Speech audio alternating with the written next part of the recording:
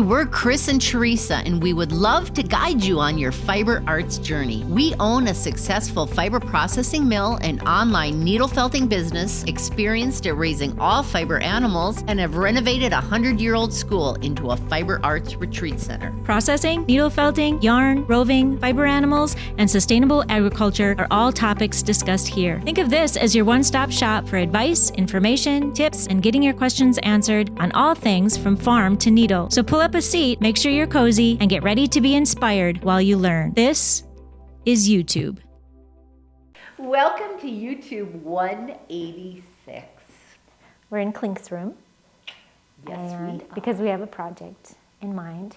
Mm-hmm. And we spent all weekend in here. We did. Yeah, but we'll talk about that in just a second. So this could be a really long YouTube if the wind starts up. Because it's going to storm. We're trying to get Teresa out of here. But if it happens before, we're just going to have a whole night of Gonna YouTube. craft all night. We could maybe get several YouTubes done. Little parts. That's an idea.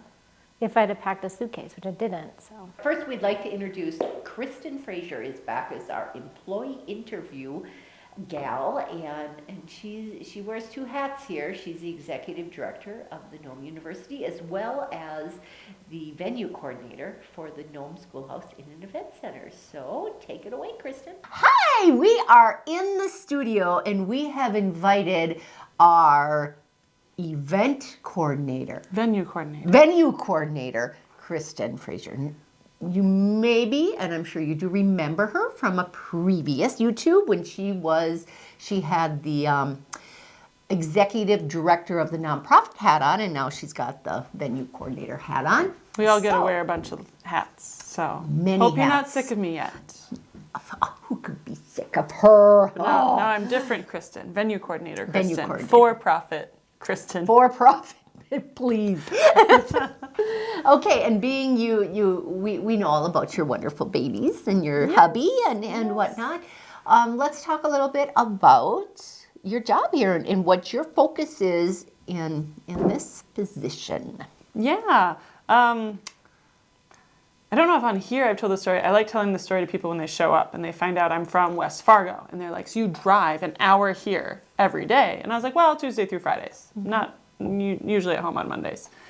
And I'm like, the problem is I was looking for a job and someone tagged Teresa in the post where I was looking for a job, and she reached out and was just like, hey, we're Nome. And I'm like, Nome? I've lived in Fargo for 11 years. What is this Nome? Never heard of it. And looked it up and was just like, I live in West Fargo. Why would I drive an hour for a job? I live in Fargo. There's jobs. And but looked at the place, it looked gorgeous, and you guys were like, come out here and interview. And I was like, no, I dare not step foot in this place.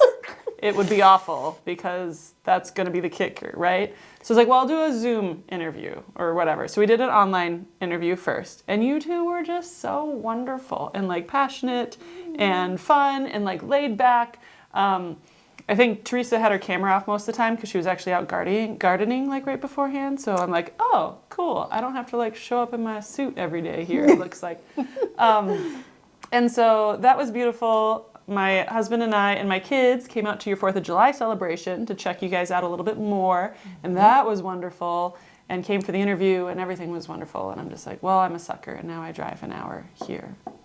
But I get in 2 hours a day of quiet from my two little boys. Yes. So that is nice. Lots of podcasts and radio. There you go. So yeah, venue coordinator, which is exciting for me. If you saw the one where I was the executive director, I have a lot of nonprofit experience in doing like fundraising events. But here I kind of get to be on the other side where I'm the host of the building, really. And I get to help a lot of our people who are booking hotel rooms. We have our 11 wonderful hotel rooms open all year round. You can book them on your own through the website, which I prefer, but you can call me if you have questions and I can help you. Those, I get to make sure our lovely gym event center and our dining room and our 2 meetings rooms, the history room and Klink's room, all get booked. And you guys will talk later about the FCS retreat. We just had that. That was a super fun, big project to work on. But the other thing that's kind of been kicking up is I've been getting ladies who call. I actually got a voicemail I have to return after this. Same thing. to like 7 or 8 ladies who just want to come, book some rooms. Some of them have like brought their own crafts, or whether it's like scrapbooking or knitting or whatever they want to do. Another group, they're like, what can we do? And we booked them their own private needle felting class. We booked them a paint and sip class. We gave them a school tour and a guided mill tour and meals, and they stayed up and had wine. We have a full bar. We got wine and alcohol and beer and drinks and pop and non-alcoholic things too, and desserts. And yeah, so I've just been getting more and more of those. We've done one recently. There's another group that's calling for a weekend in August, and they're calling to schedule their rooms there. And I just got another voicemail who wants to do one like, I think it was over Mother's Day weekend.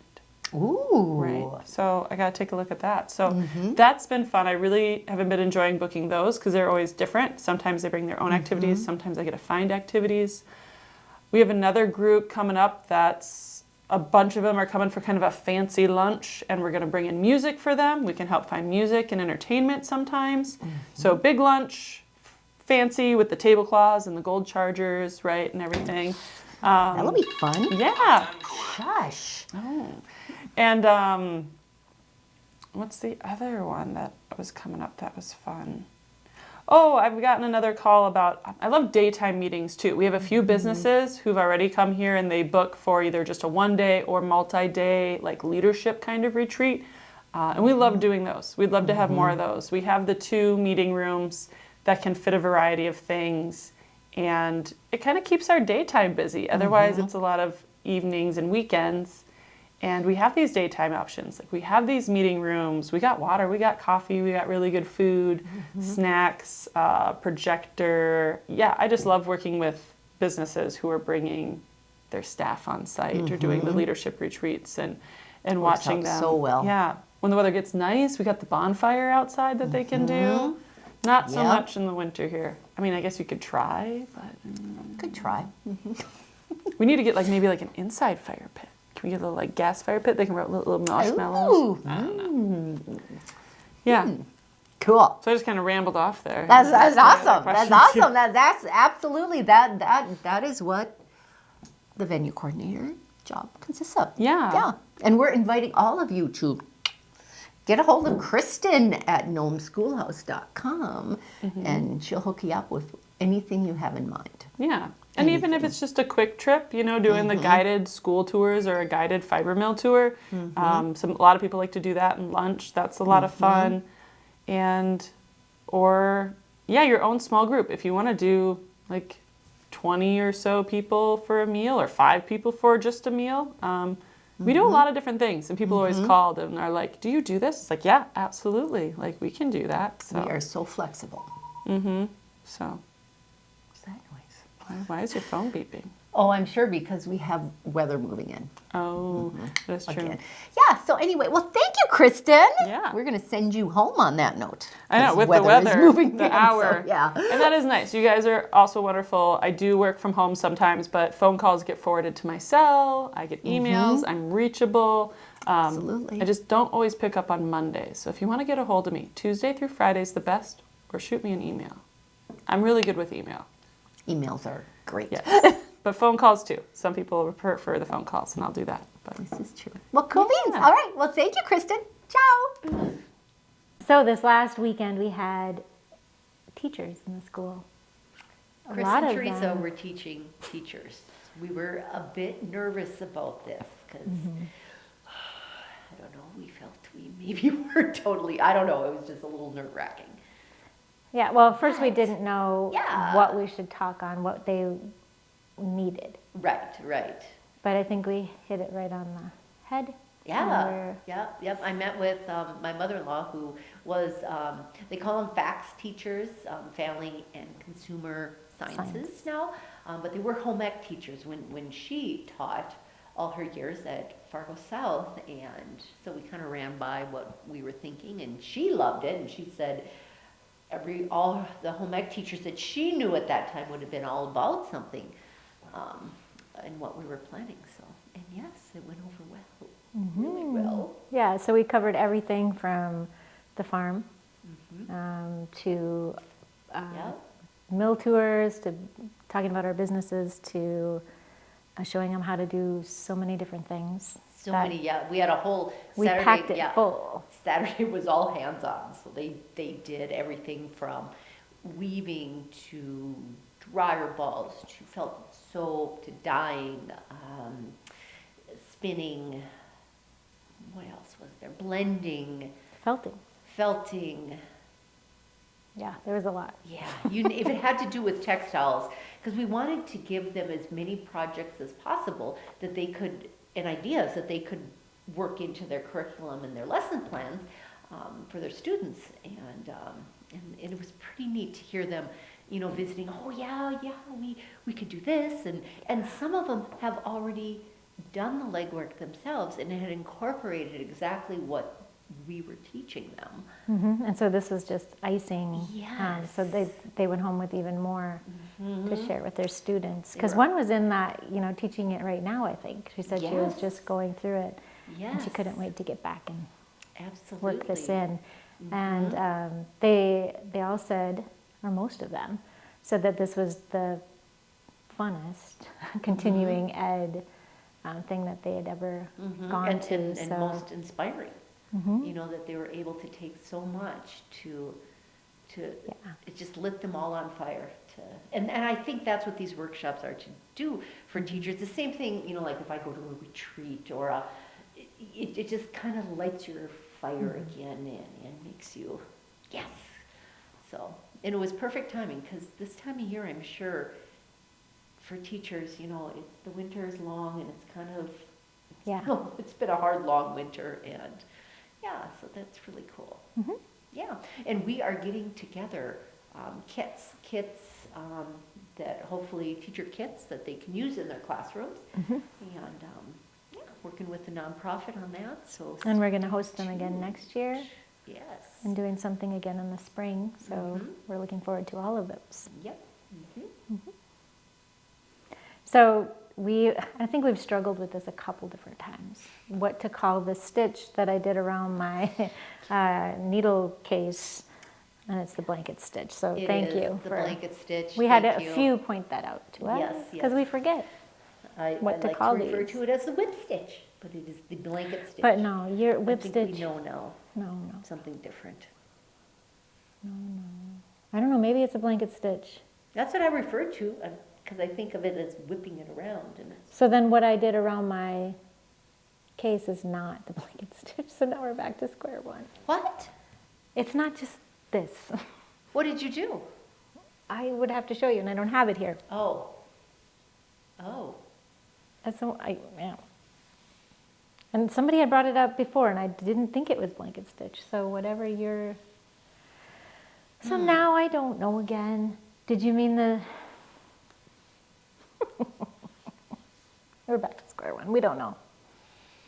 Anywho, I do believe that the thing that onward. you're doing is the whip stitch, and what we should do is the blanket stitch around the purse, which There's is what I several of did. you out there screaming into the camera right now, Sorry, correcting us. we thought we had this, and then now when I think of it, we don't. Sorry. So we're On gonna, to antlers. yes, thank you. I've had several people reach out to me that are interested in finding out how the person that made the antlers for me did it, and if there's a way that they can help. Sarah, our professor, she's our professor. Okay. Yes, she It's is. supposed to be funny, yes. Yeah. You're like, I'm still thinking. Anyway.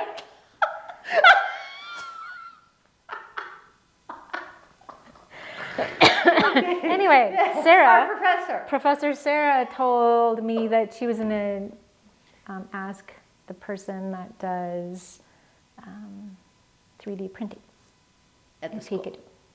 I don't know where he does it. Might be at the school. Might Is be it her at son? NDSU. No, Oh, okay. I can't remember. She's screaming at the camera again. I'm sorry. Yeah. I'm No, screaming? Professor Sarah, Oh. because I screwed up again. Okay, so Okay. Oh dear. Anyway. So then Chris is going to share her beginning story. I went on and on last time Which is very good. about my story of how I got started. And so Chris has a very interesting story about how she got started. And she's not going to get off on a tangent. Possibly. Because she does that quite often. After I graduated from high school, I loved... We're going back to high school? Okay, this was going to be short. Stage. It sets the... Just bear with me, okay? Good. I was a barrel racer. So I rodeoed. And then I got married. And my dear... And then Shut the... And my dear husband tried to love horses, tried to show horses, and we just got rid of all the horses. And I had my good barrel horse pass away and sold the other horses, and we had an empty barn.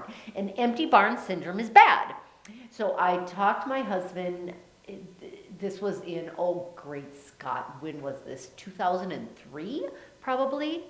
2004, when alpacas were the rage. And I was watching the 6 o'clock news, and they had these alpaca commercials coming on, and I'm like, oh, there was alpaca commercials? There was, and it was and it showed these alpacas jumping around on these plush, manicured pastures, and small children hugging and loving on them, and anyway, and so I talked my husband into, I was a knitter at the time, and I thought, oh, this will be fun. I'll make my own yarn.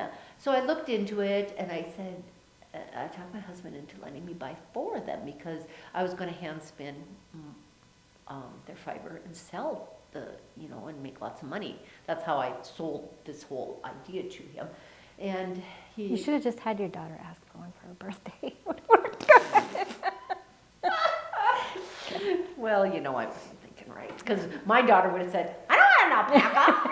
What are you talking about? Alpaca for? Anyway, so I got these 4 alpacas, joined a guild, learned to hand spin, loved it, but I worked a full-time job, so it takes a while to get through a fleece. And when I got through a fleece, I had these beautiful hand-spun yarn, and I did not want to sell it, so I started using an outside mill, like myself. At that, they're now like us.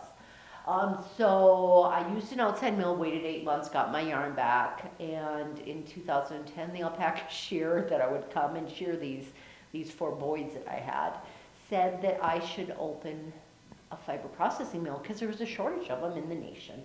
And I said I would pray about it, and I did, and it was what the good Lord wanted. He sees the whole parade. He's, and he knew that, oh yeah, well, she has to have a fiber processing mill because her and Teresa Perlybrook are Who I just planted in her daughter's mind. Exactly, yeah, anyway. So, where was I? It was a few years later for Libby. Yeah. Oh, interesting. Okay.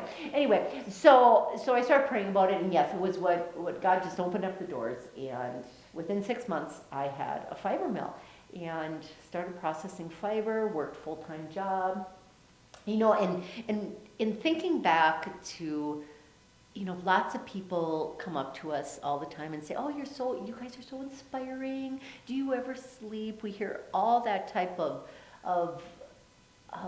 comments and whatnot, but the best advice, I guess, that I think I could give anyone that's an entrepreneur that wants to start their own business is you got to be committed to that business, because if you're a person that wants the 9-to-5 lifestyle, that goes to work and that just wants to turn it off and then focus on their children or their whatever it is, then honestly running your own business is not for you, because you're never not working. Even when you're not working, you're thinking about this, you're checking your emails,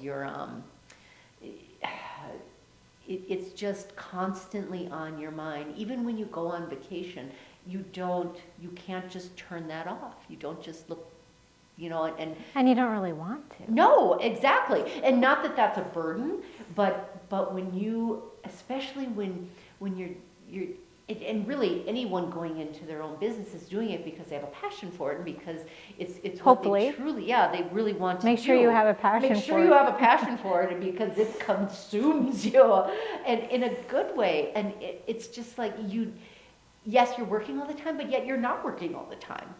It's really hard to explain, and it's just awesome. Yeah, and I went into, and one thing I found out early on in the fiber processing world is that there is so much work out there. There's such a shortage of mills that customer service was horrible, absolutely horrible. And the one thing that I chose, and I think in any business, is excellence.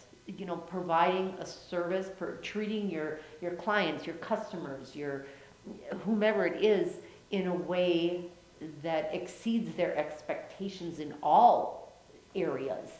And because that's, in this day and age, I mean, it's so hard to get workers that a lot of these businesses are throwing anybody in there that's alive sometimes, and it's quite evident that they don't really want to be there, but they're there, and to provide a level of service, and it is worth so much, and that's one thing I know, Teresa, you do. I mean, as far as the shipping, getting the shipping out right away, answering any customer concerns.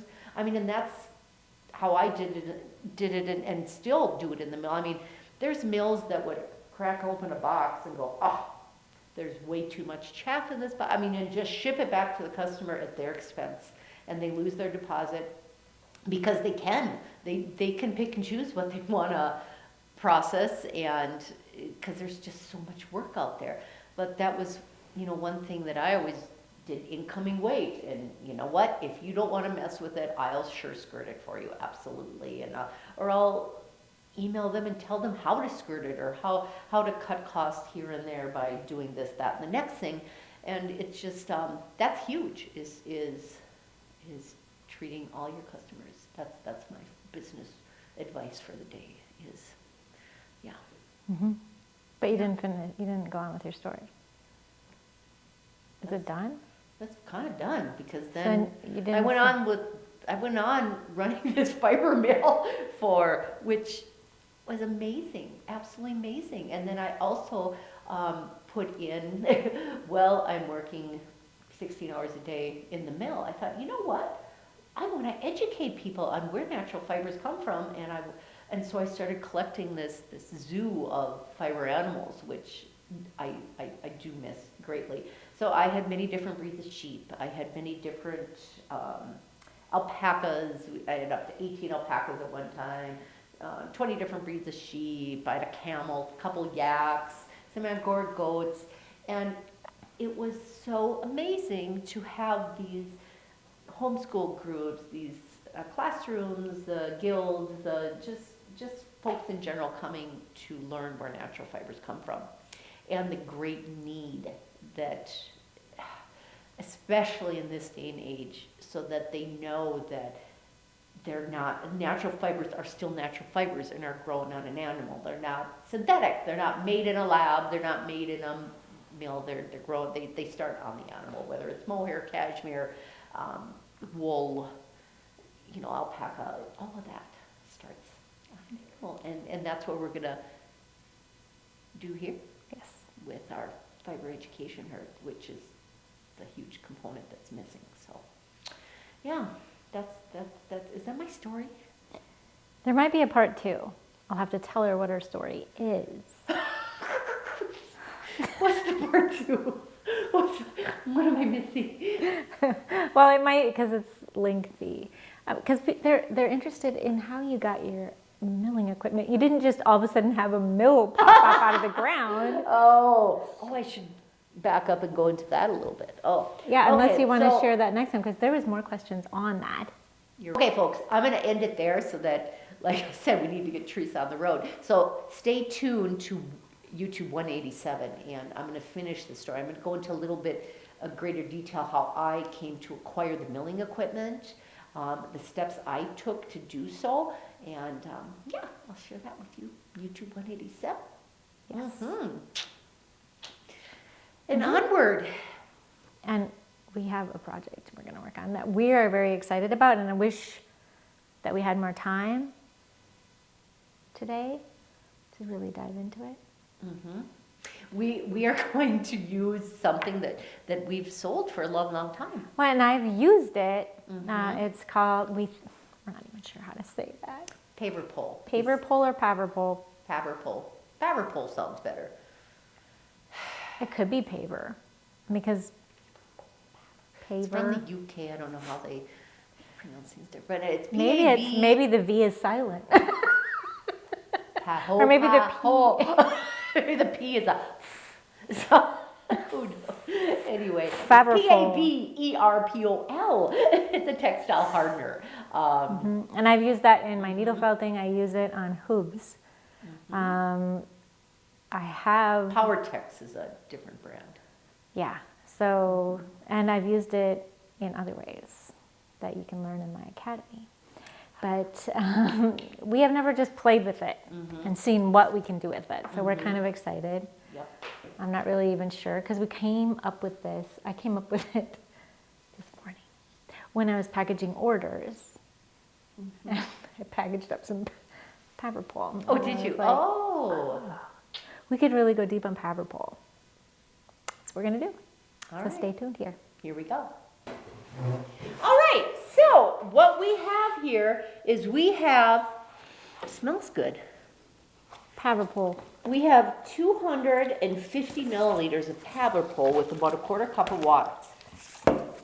Excuse me. And Paverpol is a textile hardener. I'm so scared of you with that all over you. You should probably not be sitting there. Can I should have my the own bucket. You should probably have your own bucket. But, okay, my idea is I'm going to make a roving cornucopia. So, my idea. And My Teresa, what are you doing? idea is I just want to play with it. And so I found this. It's felt, it's scraps. We should have had like a towel or something. Oh, I see. It does kind of Oh my gosh. Okay, it is water soluble and it does wash. You well turned to cement. A pillar of cement. Oh. Okay, and it does harden quickly, so. And it's Within an hour, it's not that quick. Yeah, within an hour. But in the whole glue drying thing, it's pretty quick for. Well, it's going to be longer because we've diluted this. I'm making a mess. You are, because I thought we were going to put plastic We down. were. It does wash off. It's Oops, all it's water still kind of soluble. drippy. And what I did is I covered We the just do cornucopia things. with plastic because the Paverpol does not stick to the plastic. And it dries. It dries. What am I trying to say? It's cloudy, but it dries. Oh my, it's starting to stick it? up on the fingers already. I just want to see if it'll hold this shape. And I wonder, I have no idea. I'm gonna do a little twisting of When I have done it in my needle felting, I've just left it overnight. And I've just painted it like on hooves and things. Oh, so you've never used it to this extent at all? Well, Oh boy. kind of. Oh boy. You used it all. Sucked it all up. She used it all. I did. It And just she was- sucked it all. Did you have a different maybe you should go to Change. I might be wearing this all night if it storms. Oh, here we go. Well, look at it. Okay. I just want to see if it stays like this. And No,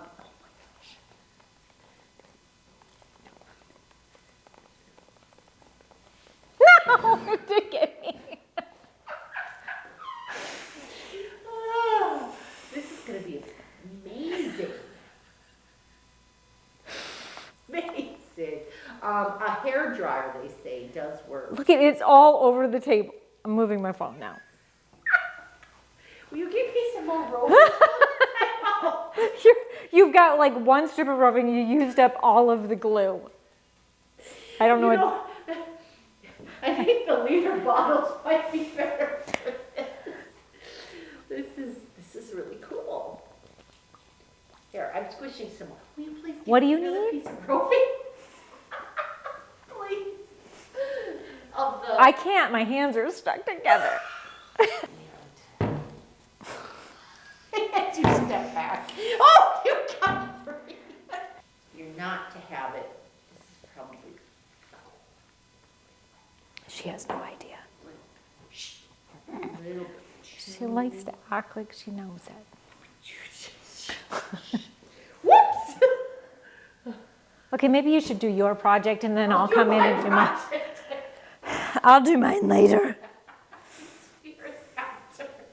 Oh, this is going to be really... Oh yeah. Look at it.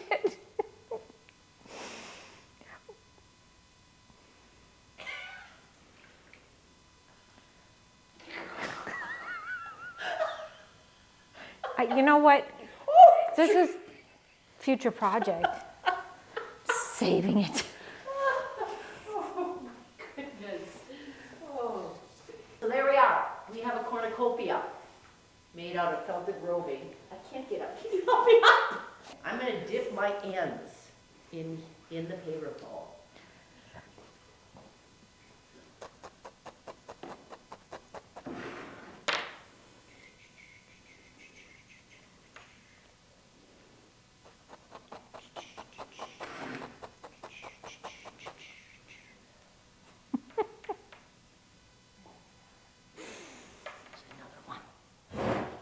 Okay, so I've been trying to figure out cute hedgehog. I have no idea. I'm trying to get these little hedgehog spikes. I don't know what they are. They're not pokey, like a porcupine. I think that's going to work, Teresa. I don't know. They need to be closer together. This would be time consuming. All over the back of a hedgehog. This doesn't look like a hedgehog back. Can you see me? I mean, the idea is you're on to something. The idea is exactly right. People have wanted me to make a hedgehog kit, and I have to have it look like a hedgehog, not just a sheep that with a hedgehog face. And so I have continued to try and figure out ways.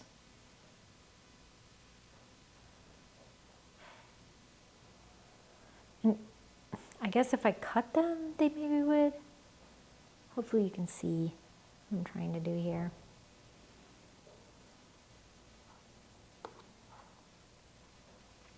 Because hedgehogs have these little cute spikies all over their backs. They're too far apart, but it's kind of, the colors are right, things are kind of right. This would take a long time. And maybe isn't suitable for a beginner's hedgehog kit. So this is the one I made on YouTube, what? 184 possibly? Something like that. Which wasn't as cute as what Mariella did. Bring one in. And they might need some of this Paverpol to keep their shape. So that's what we're mainly trying to figure out here.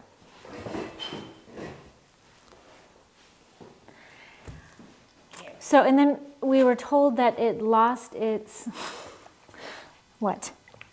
Opacity. Yes, wasn't quite as Oh, and nobody's, lost its light filtering ability. and the one I made is too thick, really. Perfect. And so it's not gonna do exactly what Mariella's do. I am stirring this up because it's wanting to hardening. harden. Or it's separating, isn't it? Yeah, it's separating. Well, so then I don't even know really what I wanna do. If we just want to, you dipped your whole I thing. dip my ends in it. Oh, you just dipped the ends, not the whole thing. Yep. I just dip the ends. If you want to try the whole thing. Well, because we need to see the difference.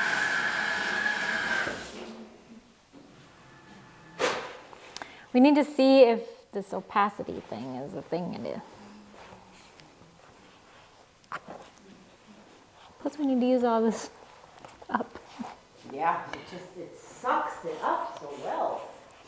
I just wish my felted piece here wasn't so thick. Because then it would listen a little better to shaping, I think.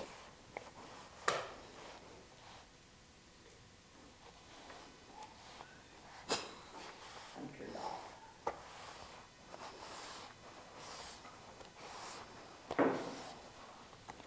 Ah, that tastes so much different.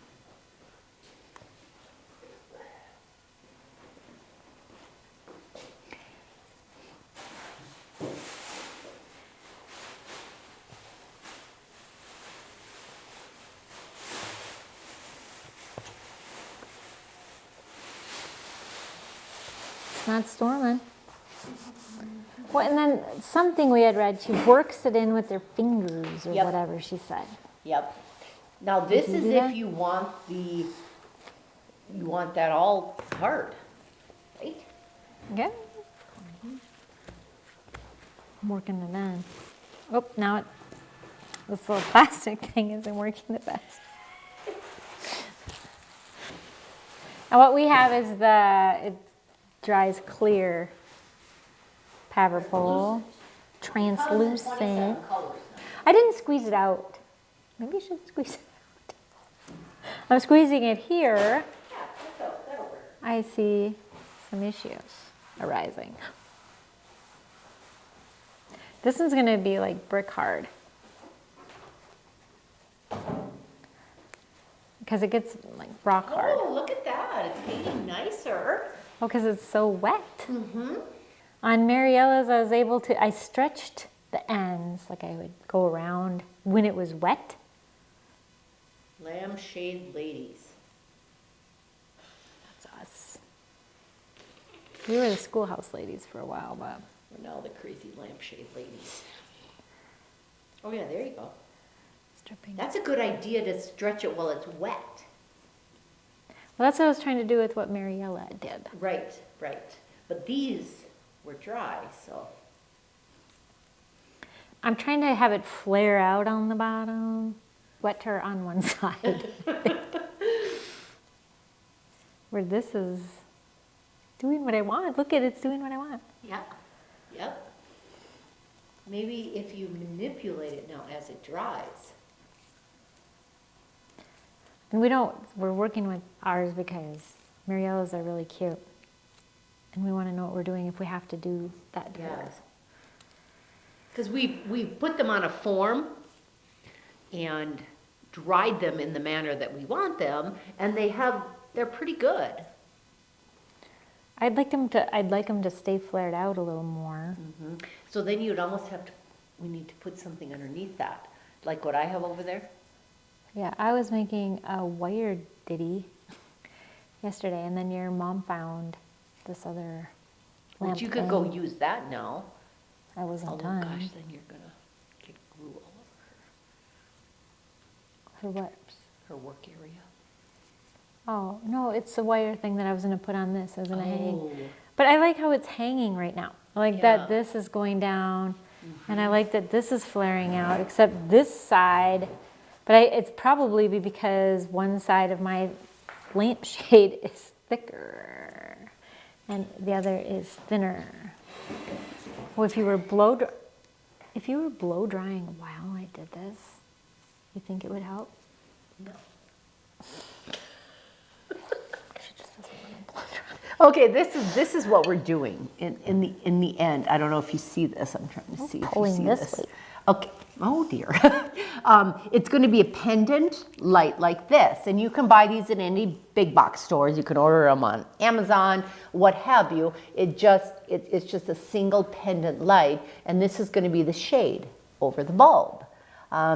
And again, we have gone through that wool is fire retardant, but if you still feel a little uneasy about that, we use LED bulbs that do not get hot anyway. And yeah, this is going to be really cute. And the ones that Mariella made, they're all pretty much nicely even as far as coloring. Not like this short side like I have. And so we're pretty excited about that. So they're going to be hanging in the library up in the hotel floor, which needs a little cozier atmosphere, we decided.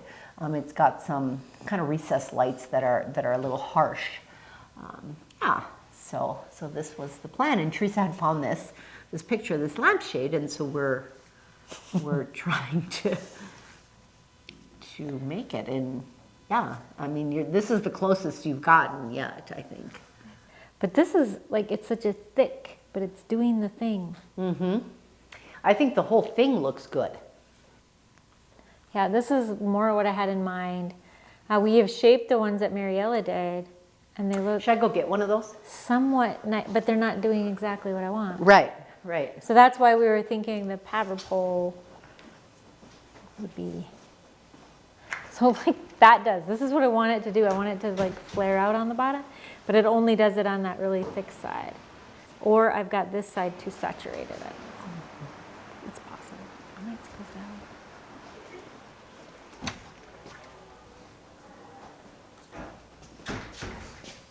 that. No, it worked. I think this side is just too saturated. Okay. This is, we have it dried on a Broom handle. Yep, and this is what we have for, which actually looks pretty dang good. But we want it to keep its shape. And I possibly only needed to do the bottom, like you did.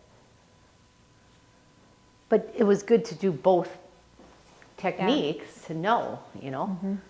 This didn't do exactly what I wanted. But it is hardened. Stiff. It kind of did it. Certainly wouldn't do that naturally. No. Yeah. So we'll let you know next YouTube. Tune in to YouTube number 187. Because this is going to take a couple days to dry these because they're pretty saturated. Yeah. Yeah. God bless you all for tuning in. That's all, folks.